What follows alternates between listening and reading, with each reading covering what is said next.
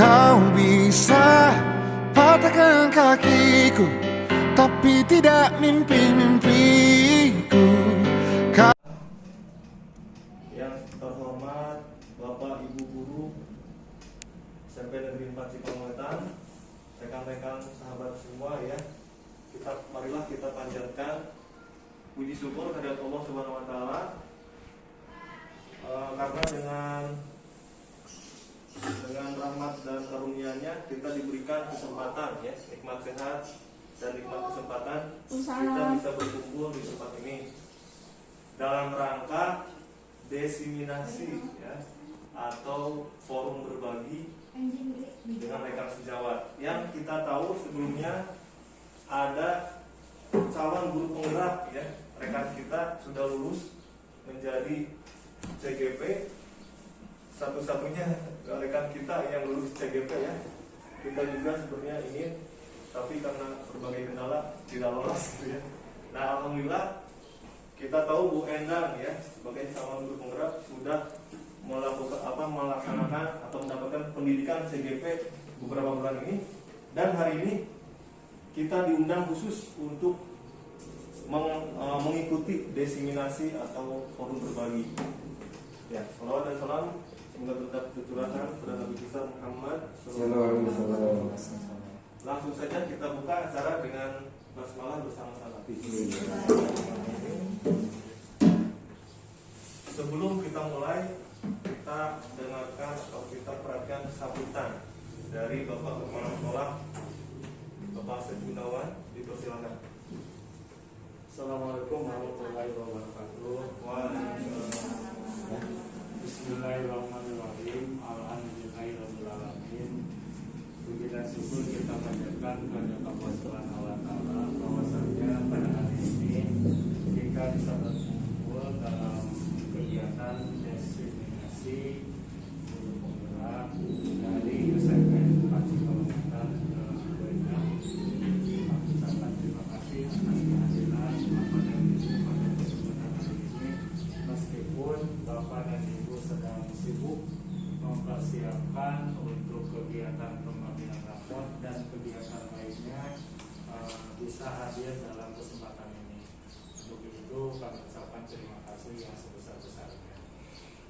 Sebelum malam, assalamualaikum warahmatullahi wabarakatuh. Waalaikumsalam warahmatullahi wabarakatuh. Terima kasih Bapak Kepala Sekolah sudah memberikan sambutan dan informasi berbagai hal dengan tugas kita ya. Baik, Bapak Ibu semua, tanpa berlama-lama lagi ya, kita akan menyaksikan atau mengikuti materi yang akan yang akan dibagikan oleh CGP, yang tentunya sangat bermanfaat bagi kita sebagai dalam melaksanakan tugas sebagai pendidik. Baik, kita sambut Ibu Endang Wahyu Widyasari MPD. Dipersilakan. Terima kasih.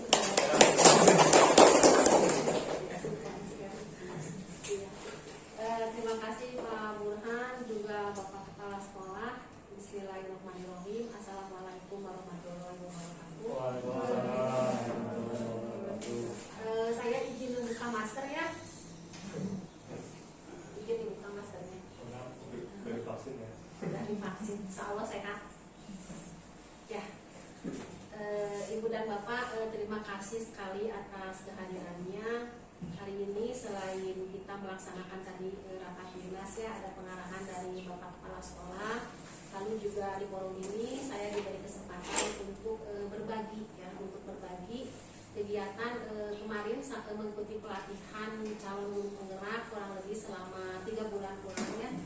Ini akan didiseminasikan kepada Ibu dan Bapak, meskipun tentunya waktunya itu mungkin kurang ya, sekarang hanya kurang lebih 30 menit, sedangkan yang saya ikuti itu sama hampir 3 bulan, tapi tidak apa-apa lah ya.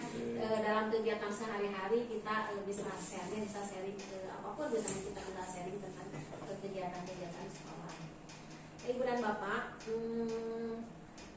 sebelumnya saya akan tayangkan video dulu ya. Ini videonya mungkin tidak begitu bagus saja, tapi mudah-mudahan ada manfaatnya. The most natural sounding text-to-speech software on the market. Hey, Hunter. Vicky. Jangan belajar, belajar sebanyak hanya. Giat belajar, membangun nusa bangsa. Ingat Sosok Kuno, iman yang mengasa. Budi Hayati, itu semboyannya. Calon guru penggerak angkatan keempat dari SMP Negeri 4 Surabaya, Kabupaten Bogor, Jawa Barat. Saya akan menyampaikan refleksi pemikiran dari Bapak Hajar Dewantara sebagai Bapak Pendidikan Indonesia. Pendidikan adalah tempat persemaian benih-benih kebudayaan. Tujuan pendidikan menuntut segala kodrat yang ada pada manusia agar mereka dapat mencapai keselamatan dan kebahagiaan yang setinggi-tingginya, baik sebagai individu maupun sebagai anggota masyarakat.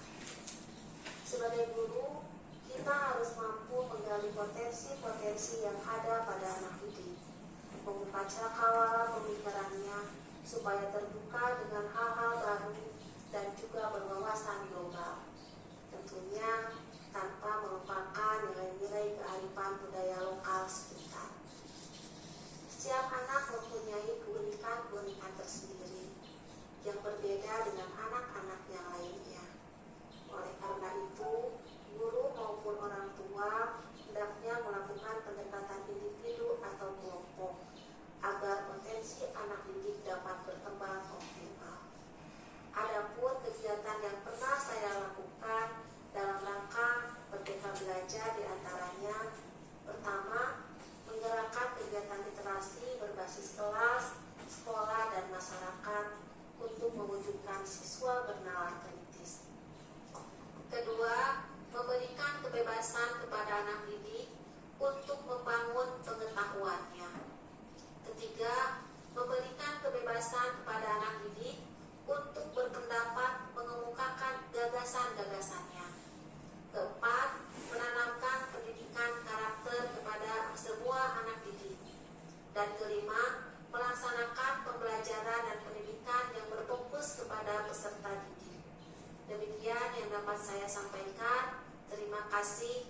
Assalamualaikum warahmatullahi wabarakatuh. Nah, tadi kita itu pijakan dasarnya itu mengambil dari filosofi Bapak Ki Hajar Dewantara ya. Terkadang kita suka lupa gitu ya, bangsa kita itu sebenarnya punya Bapak pendidikan. Bahkan beliau ini bukan hanya terkenal di Indonesia, bahkan teori-teorinya itu diambil juga oleh di dunia. Tapi bangsa Indonesia juga terkadang kita lupa gitu ya dengan filosofi Ki Hajar Dewantara. Oleh karena itu Dewantara atau sering disingkat itu dengan KHD ya. KHD itu tujuan pendidikan itu ternyata menuntut segala kodrat, baik itu kodrat alam ataupun juga kodrat zaman.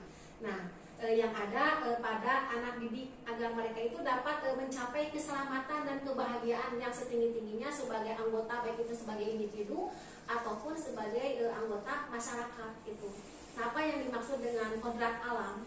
Nah, ini kodrat alam itu kaitannya itu dengan ini lingkungan sekitar kita. Jadi pendidikan anak-anak itu dipengaruhi oleh lingkungan, baik itu lingkungan di rumah, di sekolah ataupun di masyarakat. Nah, itu ya. Lalu yang dimaksud dengan kodrat zaman, pendidikan yang berpihak pada murid. Kalau kemarin itu kan menghambat pada murid ya. Ini kalau saya lebih cenderungnya itu untuk berpihak kepada murid. Maksudnya seperti apa? Jadi apapun yang kita upayakan itu tujuannya itu ada fokusnya itu kepada siswa. Jadi untuk pengembangan baik itu potensi atau juga pengembangan akademiknya. Pokoknya apapun yang kita usahakan, yang sekolah usahakan itu tujuannya adalah kepada siswa gitu ya. Nah, itu. Lalu ini terkait dengan kegiatan calon guru penggerak. Nah, ini calon guru penggerak itu punya nilai-nilai atau nilai-nilai, meskipun semua guru kalau menurut saya harus menjadi guru penggerak gitu ya, harus kalau menurut saya, meskipun tidak ikut pendidikan guru penggerak seperti itu. Nah, ini yang pertama ini adalah calon guru penggerak itu sebagai agen perubahan untuk menciptakan budaya positif di sekolah. Ya mudah-mudahan lah ya, karena saya baru 3 bulan juga mengikuti kegiatan pembelajaran guru penggerak, mudah-mudahan nantinya itu bisa menjadi agen perubahan di sekolah kita ini ya. Lalu yang kedua juga kita semua guru itu harus berkolaborasi dengan semua komponen yang ada di sekolah dalam menerapkan budaya positif. Jadi tidak mungkin kita bisa sendiri melakukannya semuanya, tapi harus berkolaborasi. Saur paripaos nama kumaha, badai kumaha misalnya, mau bagaimanapun kita punya program atau punya keinginan, kalau kita tidak berkolaborasi dengan orang lain, pasti program-program meskipun sebagus apapun tidak bisa terlaksana gitu ya. Jadi kalau misalnya ada apa-apa ibu dan bapak, kita komunikasikan. Kalau misalnya ibu dan bapak punya keinginan, silakan komunikasikan. Di sini ada bapak kepala sekolah juga ya. Nah itu.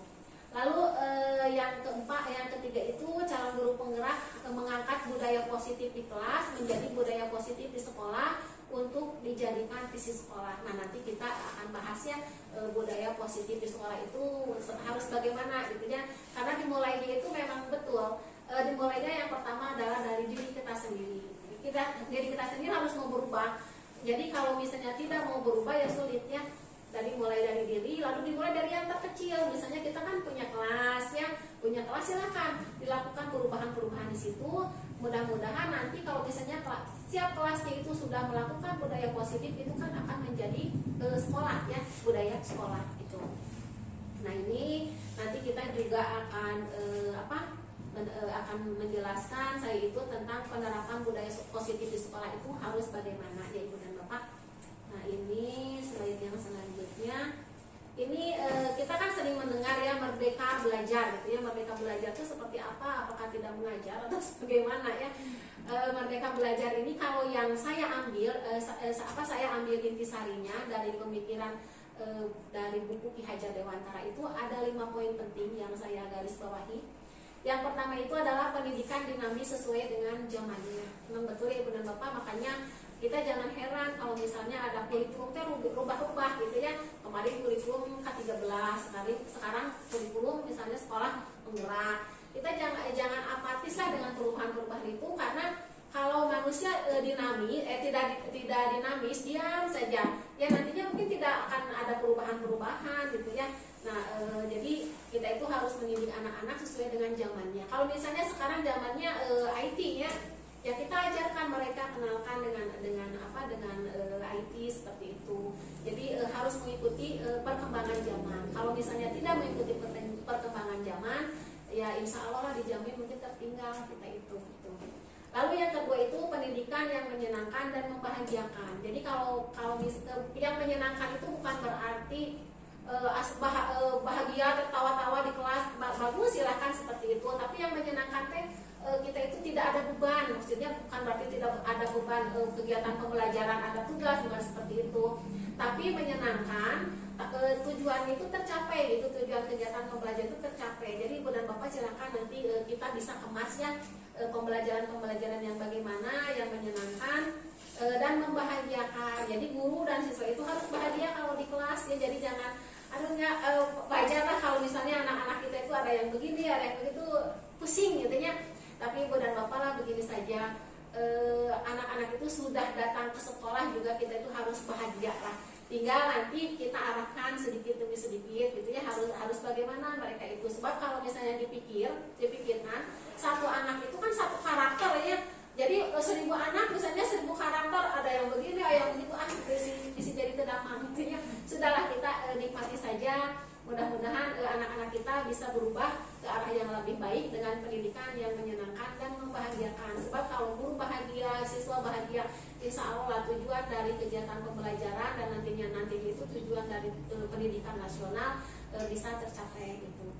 Lalu yang ketiga itu gerakan gotong royong untuk transformasi pendidikan. Nah, jadi kita harus berkolaborasi ya ibu dan bapak. Tidak mungkin tanpa gotong royong, semua apapun rencana yang sudah kita laksanakan tidak akan bisa berhasil, tidak akan bisa tercapai gitu. Jadi kalau misalnya ada hal-hal yang tidak enak misalnya di sekolah, wajar, tapi jangan sampai diekspos keluar. Kalau misalnya saya mengkritik misalnya siapa, bukan mengkritik atau ya meluruskan misalnya tidak apa-apa, silakan saya ibu dan bapak juga kalau misalnya meluruskan kami misalnya ada bapak kepala sekolah atau saya silakan saja, tapi bukan untuk diekspos keluar gitu ya. Nah lalu yang keempat, pembelajaran berpusat pada peserta didik. Tadi sudah dijelaskan ya. Jadi apapun kegiatan yang kita lakukan di sekolah tujuannya adalah untuk menggali potensi anak-anak didik kita. Gitu. Nah ini yang tak kalah pentingnya adalah pembelajaran untuk budi pekerti. Nantinya itu kita itu inginnya tercapai yang profil pelajar Pancasila itu ya. Yang pertama itu adalah berketuhanan yang Maha Esa dan berakhlak mulia, lalu yang ada mandiri, kreatif, berwawasan global dan bernalar kritis. Insya Allah kita yakin saja meskipun situasinya seperti sekarang ya, seperti ada pandemi, tapi mudah-mudahan anak-anak kita bisa menjadi yang diinginkan seperti profil pelajar Pancasila itu. Nah lalu ini mungkin ibu dan bapak juga sudah tahu semuanya ya, semboyan bapak pendidikan kita. Yang pertama itu adalah Ingarso Suntodo. Jadi di depan guru berposisi sebagai teladan. Jadi kita harus memberikan teladan pada anak didik kita. Meskipun sesusah bagaimanapun diri kita ya, tetap sajalah kalau di depan anak-anak murah senyum misalnya ya, somea gitu, jangan sampai beban yang ada di rumah itu dibawa ke sekolah misalnya seperti itu. Jadi makanya tadi harus bahagia itu ya. Sudahlah kalau misalnya kita datang ke sekolah, lupakan semua kesusahan di rumah, kita bahagia di sekolah itu. Meskipun ya anak-anak kita karakternya seperti itu, tapi ya mudah-mudahanlah bisa berubah itu. Lalu yang kedua itu Imadio Mangunkarso, guru bersama peserta didik terlibat aktif dalam kegiatan. Jadi kalau misalnya kita sama anak itu jangan menyuruh saja, tapi alangkah lebih baik kita itu terlibat bersama mereka. Ya, seperti sekarang itu kan di sini sekarang sedang diadakan kegiatan penataan kelas ya. Saya ucapkan terima kasih sekali buat rekan-rekan semuanya sampai terjun ke kelasnya masing-masing gitu untuk mengawasi anak-anak, turut serta bekerja sama dengan mereka. Nah seperti itu. Lalu yang ketiga itu adalah Tuturi Handayani, yaitu memberikan motivasi dan dorongan agar peserta didik secara berkelanjutan melakukan aktivitas belajar. Jadi kita memberikan dorongan kepada mereka supaya tidak henti-hentinya untuk belajar. Kan belajar itu sepanjang hayat ya. Tuh. Jadi bukan hanya sekarang saja, tapi sampai kapanpun. Saya buat tentunya banyak kekurangannya, tapi mudah-mudahanlah ada manfaatnya tentang merdeka belajar, gitu ya. Merdeka belajar. Perkenalkan, saya Indah Sari dari SMP Negeri 4 Cilowetan, Kecamatan Barat, Provinsi Jawa Barat. Dan pemikiran Ibu Hajar Dewantara sebagai Bapak Pilihan Indonesia. Kalau diumpamakan, bagi saya sekolah itu seperti laboratorium di mana perbedaannya ada potensi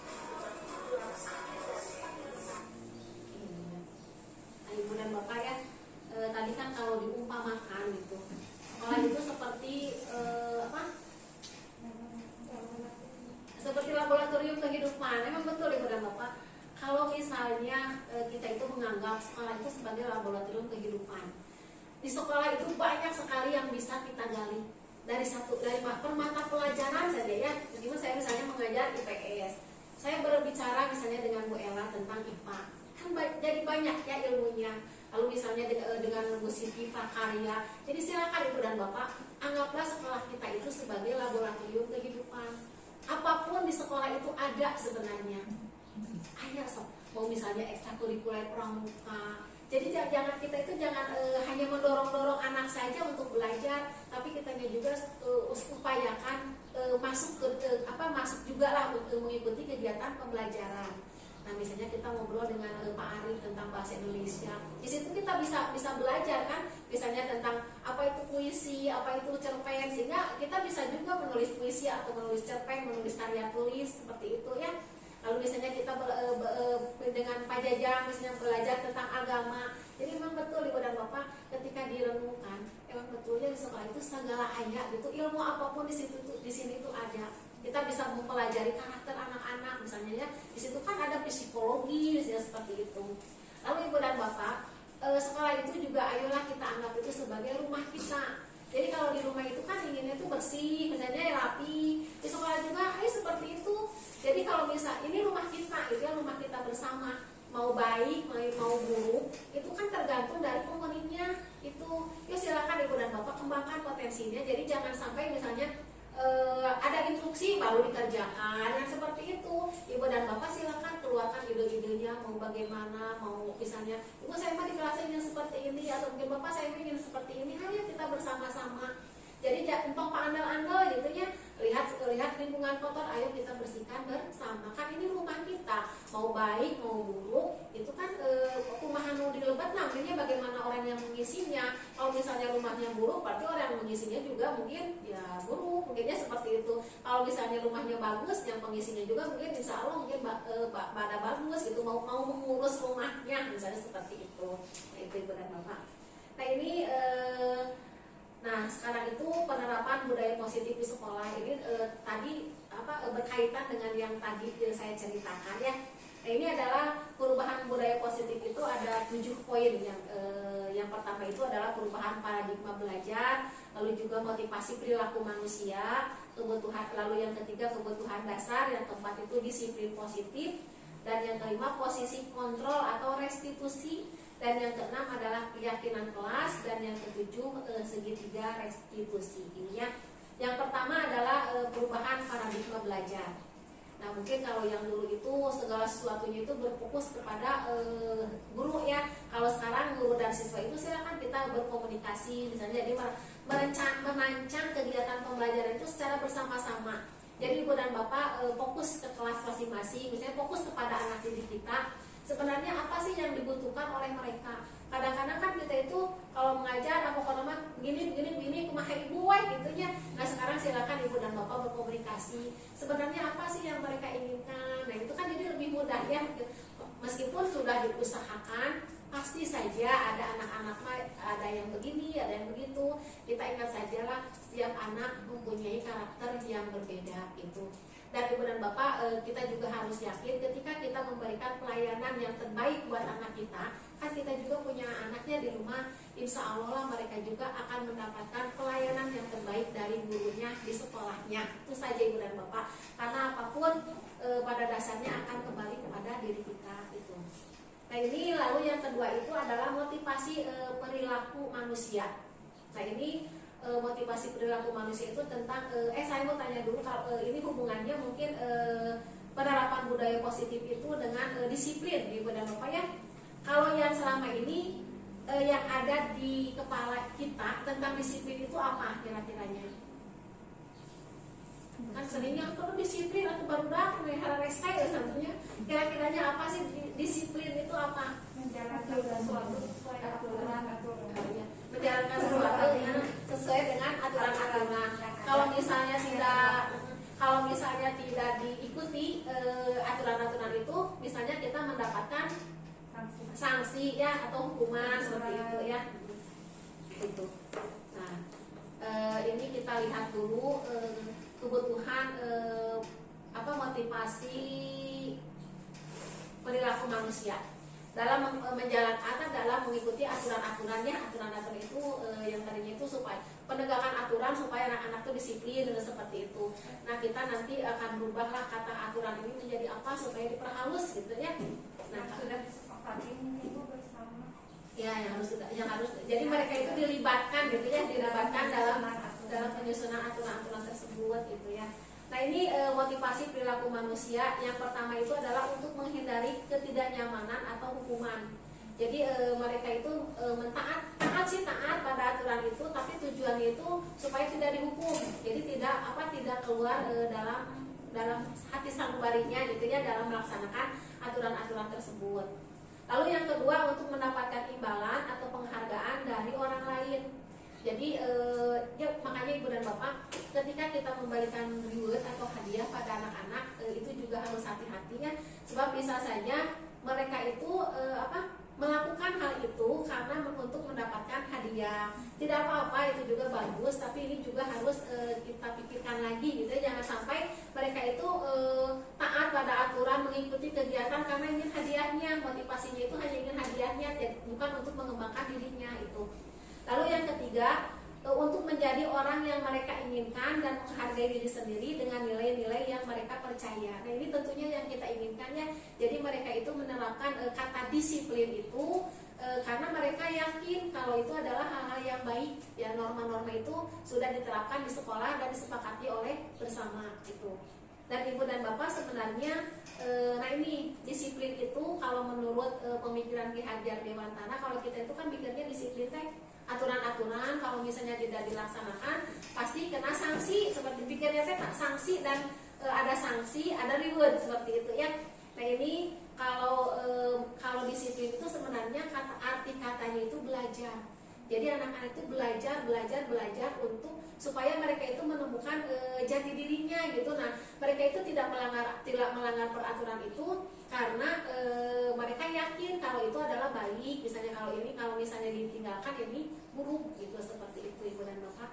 Jadi disiplin itu bukan aturan, dan sekarang itu adalah belajar. Arti dasarnya itu adalah belajar gitu ya.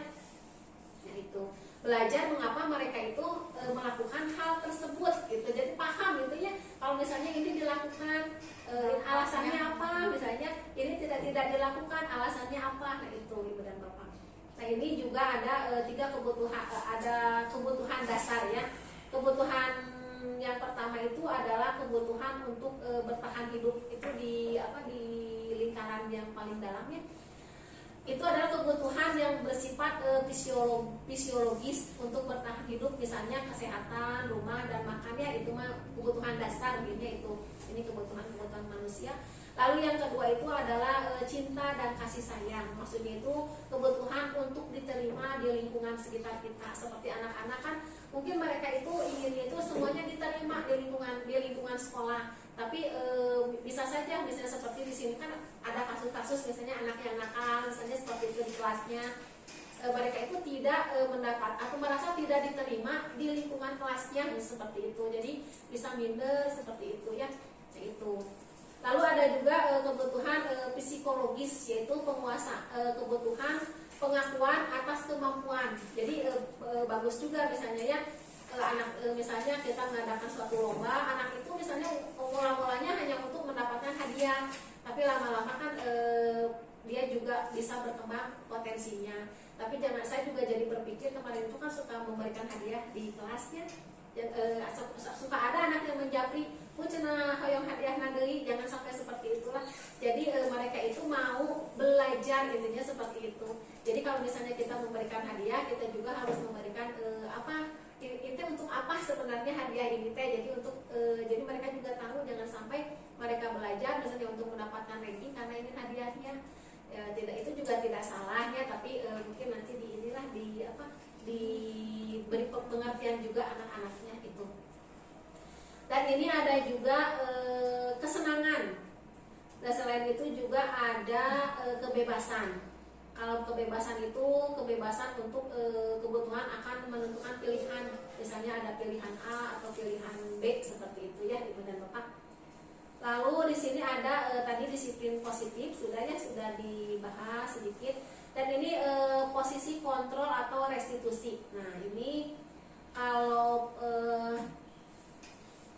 nah ketika kita mengontrol siswa, kita itu kadang-kadang ada sebagai penghukum. Misalnya guru, ada anak yang salah, kita langsung hukum misalnya seperti itu. Yang pertama itu adalah posisi kontrol itu ada sebagai penghukum. Lalu ada juga sebagai pembuat rasa bersalah, misalnya jadi anak kita jadi merasa bersalah karena dengan ucapan kita gitu ya. Makanya ini Ibu dan Bapak harus hati-hati juga ya kita ke depannya. Lalu juga ada sebagai teman, misalnya seperti itu ya. Ada juga sebagai pengontrol dan ada sebagai manajer. Nah ini contoh-contohnya seperti apa? Kalau misalnya penghukum itu adalah posisi kontrol yang paling rendah, karena kita menganggap anak itu misalnya salah di omelan itu juga sering saya lakukan. Makanya saya sering merenung, bisa saja mungkinnya anak-anak itu banyak kesalahannya karena dari saya juga yang salah itu seperti itu ya. Yang mudah-mudahan ke depannya bisa diperbaiki itu. Lalu yang kedua itu membuat rasa bersalah. Saya juga sering sama anak-anak misalnya, kamu itu tidak kasihan sama ibu teh jauh-jauh datang ke sekolah, hari kita makanan yuk misalnya seperti itu. Nah itu juga suka membuat saya merenung juga, ternyata selama ini saya itu seperti itu gitu. Jadi mudah-mudahan karena gitu ya. Lalu juga yang ketiga itu sebagai teman. Ini sebagai teman misalnya kita kalau misalnya ibu dan bapak, kalau misalnya kita di dalam kelas sulit sekali mengajak anak-anak kita sebagai teman. Sebab kan kita harus menyampaikan materi, misalnya seperti itu ya. Ibu dan bapak bisa melakukannya di luar, misalnya di luar kelas misalnya. Ketika misalnya pagi-pagi ibu dan bapak datang ke sekolah, ngobrol dengan mereka. Nah insya Allah lah, kalau misalnya mereka sering ngobrol dengan kita, apapun permasalahan itu akan terungkap pada kita, karena mereka menganggap kita itu sebagai teman. Tapi hati-hati juga jangan sampai ngelunjak ya anak-anaknya itu. Nah mudah-mudahan lah dengan kita dekat dengan mereka, jadi mereka itu mau gitu ya mencurahkan isi hatinya, sehingga kita tahu mana yang harus diperbaiki dari anak tersebut. Misalnya ini masalahnya ternyata seperti ini, nah nanti kasusnya penanganannya seperti apa, seperti itu ya. Lalu juga sebagai pengontrol, bisa juga ibu dan bapak itu misalnya kesalahan anak-anak kita, bisa bukan kesalahan adalah pelanggaran misalnya ya, kesalahan kita tuliskan misalnya, nanti kita perbaiki. Jadi saya setelah belajar dari filosofi KHD ini banyak merenung gitu ya. Oh iya, mungkin selama ini saya banyak salah sama anak-anak, memperlakukan mereka seperti itu gitu ya.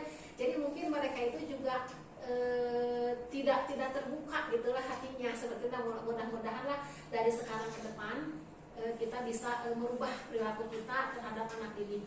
Jadi ibu dan bapak, ayo nama mau kesalahan. Nah, saya juga suka kesalahan, ibu berarti begitu ini jangan gitu ya. Biar karena kalau misalnya mereka melakukan kesalahan, langsung berarti diantepkan sampai nanti adalah kita bagaimana. Tapi minimalnya kita doakan mereka, mudah-mudahan mereka itu berubah gitu lah ya gitu. Lalu yang ini yang paling bagus itu adalah guru sebagai manajer. Jadi manajer itu salah satunya itu membuat kesepakatan bersama anak-anak, gitu ya ibu dan bapak. Nah ini adalah salah satu mungkin bisa ini itu ada kesepakatan kelas aku.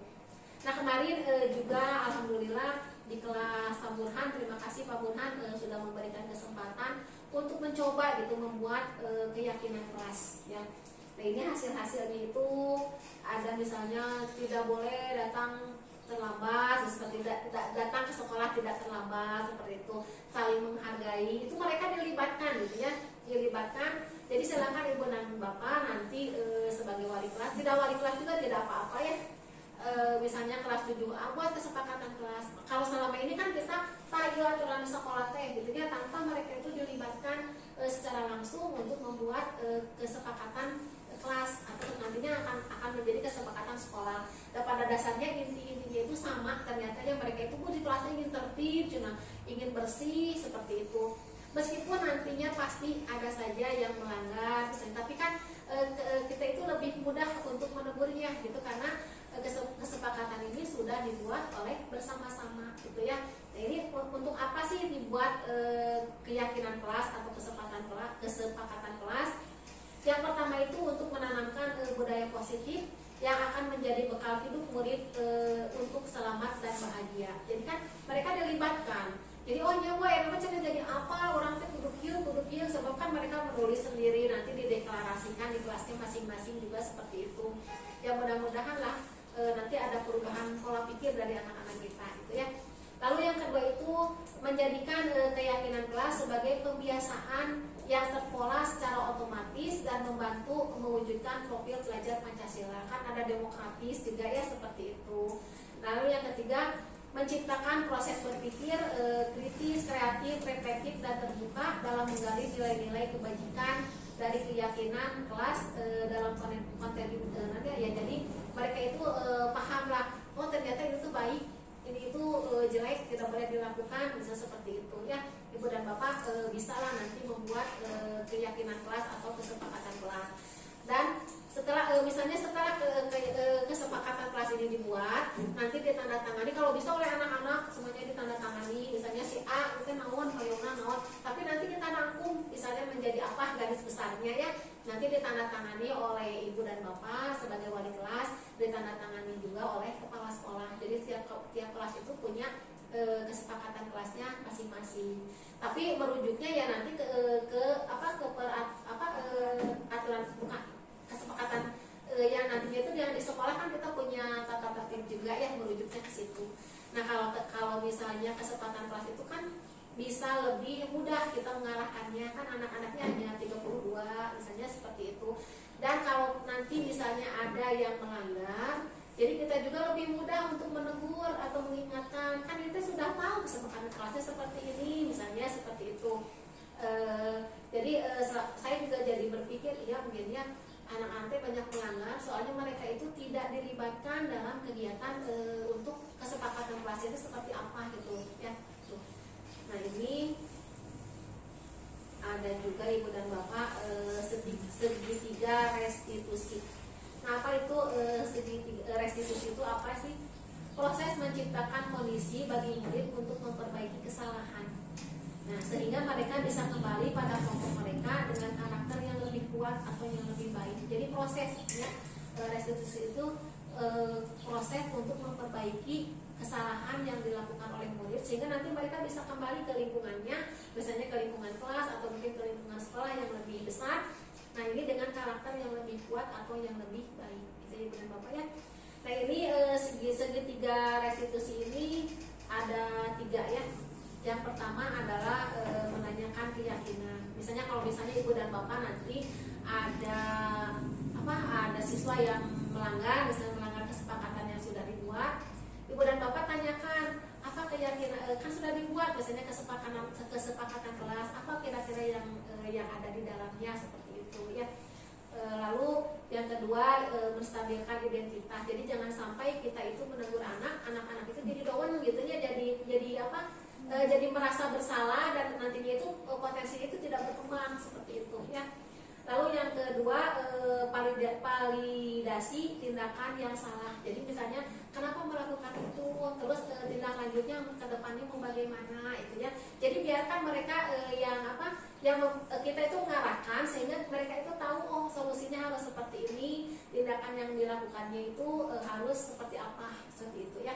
Nah misalnya ibu dan bapak nanti bisa menanyakan keyakinan kelas yang sudah disepakati. Makanya ini penting sekali. Sebab kalau misalnya anak-anak tidak dilibatkan, kadang-kadang kan anak-anak kemarin ketika ditanya boleh tidak ke sekolah memakai topi warna hitam, karena artinya 1,5 tahun mereka itu belajar di rumah, peraturan-peraturan di sekolah juga mungkin tidak tahu seperti apa. Nah itu ibu dan bapak nanti ingatkan lagi pada mereka, itu ya.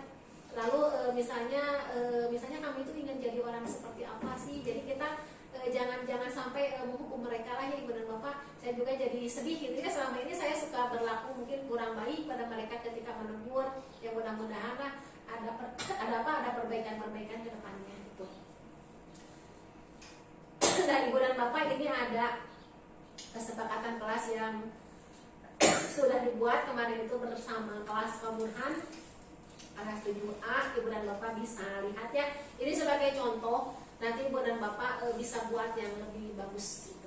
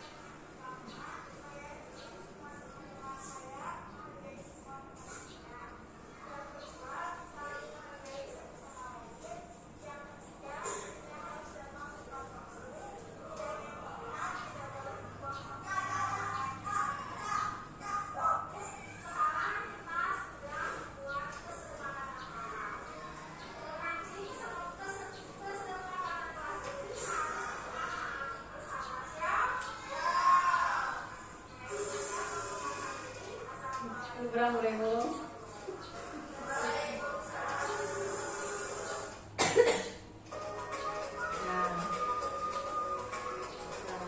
Mereka kan dilibatkan ya dalam kegiatan kesepakatan kelas harus bagaimananya dan nanti dideklarasikan di kelasnya masing-masing. Ya mudah-mudahan ibu dan bapak meskipun ada saja nantinya itu yang melanggar, mudah-mudahan ya tidak semuanya melanggar gitu. Kalau sekarang itu kan kalau mau nembur juga susah gitu ya, sebab bingung gitu terlalu banyak gitu yang melakukan kesalahannya. Mudah-mudahan sedikit-sedikit nanti di sekolah kita itu menjadi tertib, dan ketika kita menegur anak juga akan lebih mudah. Jadi kan ini sudah disepakati gitu ya, ibu dan bapak nantinya itu kalau misalnya ada yang melanggar, ibu dan bapak bisa panggil anak itu misalnya di ruang kelas atau di mana aja di ruang guru atau misalnya di ruang BK, tapi kita belum punya ruang BK. Mudah-mudahan nanti ke depannya bisa dipanggil satu persatu, tapi kalau misalnya dipanggil satu persatu itu memerlukan waktu yang lama ya. Jadi kalau misalnya ibu dan bapak nanti di kelasnya ada yang ya misalnya nyeleneh, kita bisa tekankan pada mereka, kan kita sudah punya keyakinan kelas, masa mau dilanggar terus-terusan gitu ya, seperti itu. Nah, itu ibu dan bapak mungkin materi yang bisa disampaikan, mudah-mudahan ada manfaatnya. Nanti kita bisa diskusi ya, kalau misalnya ada yang kurang dipahami silakan.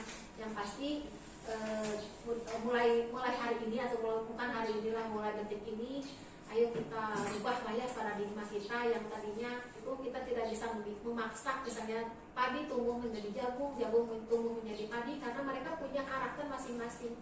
Misalnya ibu memaksa diri saya, misalnya ibu dan bapak memaksa diri saya untuk menjadi A, saya kan karakternya seperti ini, kan ya. Nah kita tebalkan saja karakter yang baiknya dan dibuang sedikit-sedikit karakter yang kurang baiknya. Itu mungkin ibu dan bapak. Terima kasih sekali ibu dan bapak sudah datang. Mohon maaf juga mengganggu waktunya. Mudah-mudahan ada manfaatnya. Mohon maaf atas segala kekurangannya. Assalamualaikum warahmatullahi wabarakatuh.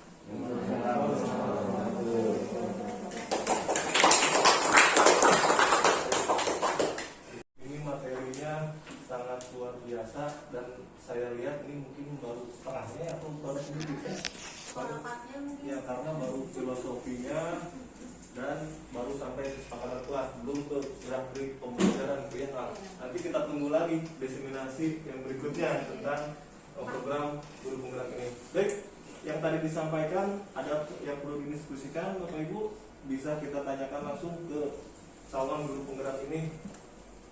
Yang tadi saya lihat memang kita juga sempat mendapatkan materi sedikit ya kalau komite pembelajaran, tapi ini lebih dalam lagi tentang Merdeka Belajar, tentang filosofi Ki Hajar Dewantara. Yang saya ingin sharing juga Bu, tanyakan ke Ibu, kalau kita kan sebagai petani, sebagai pendidik kita sebagai petani, kadang kita juga melihat kalau guru matematika itu melihat ke anak nggak pintar matematikanya, nah terus guru tersebut marah-marah nggak bisa matematika. Itu sebetulnya nggak boleh Bu ya, karena siapa tahu anak itu bukan jadi ahli matematik, siapa tahu jadi sastrawan. Nah kita sebagai guru itu tidak harus marah-marah ke anak gitu ya. Nah kita udah tahu filosofinya. Apakah begitu Bu? Iya, Betul. Pengalaman saya begini Pak Baranya, dari ketika kecil saya itu paling, kalau bilang alergi tidak ya, saya itu paling tidak bisa pelajaran matematika sama fisika. Pernah sampai kalau pelajaran fisika sama matematika itu ngumpet gitu ya di warung, itu juga teralami oleh diri saya. Sampai nilai rapotnya itu 4. Oh pernah nakal juga ya? Sampai nilai rapotnya itu 4. Iya 4. Itu nilai fisika 4, matematika 5, yang lainnya bagus gitu ya. Nah ketika itu saya dijuruskan, orang tua saya itu inginnya kan anak-anak itu eksak. Kalau mungkin menurut pikiran mereka yang namanya eksak itu intelektual itu lebih bagus gitu ya, tapi lebih pintar. Tapi oleh guru saya dianjurkan masuknya IPS seperti itu. Di keluarga itu hanya saya sendiri yang masuk IPS, dan ya macam menudaknya sih. Kalau IPS kan dianggapnya golongan rendah gitunya, amun kapumur gitu lah, sekarang mah enggak ya. Tapi alhamdulillah ketika saya masuk IPS dijuruskan oleh guru saya, dan ketika itu ada tes bakat skolastik, kan orang tua saya mah, bapak saya mah pura eksak kabeh oge, sebenarnya mungkin pemikirannya beda mereka itu. Jadi soalnya kalau misalnya nilainya 4 Ki Hajar Dewantara ya, bukan kertas putih ya, tapi ada sudah kertas, punya gambaran. ada sedikit gambaran kita tebalkan. Iya. Nah itu. Dan juga kita mengenal istilah baru yang dia restitusi. Restitusi.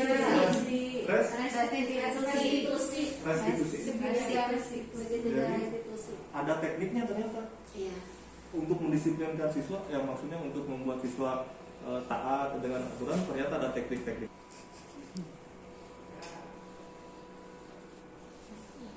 Ya, jadi yang sangat terima kasih kepada Bu Endang. Ini baru kita juga mengingatkan ya, kalau ada anak yang bermasalah gitu ya, yang tidak disiplin, tidak harus kita marahi on the spot, langsung marah-marah. Jadi jangan membuat down, tapi dibawa ke ruangan, ditanya kenapa datang telat.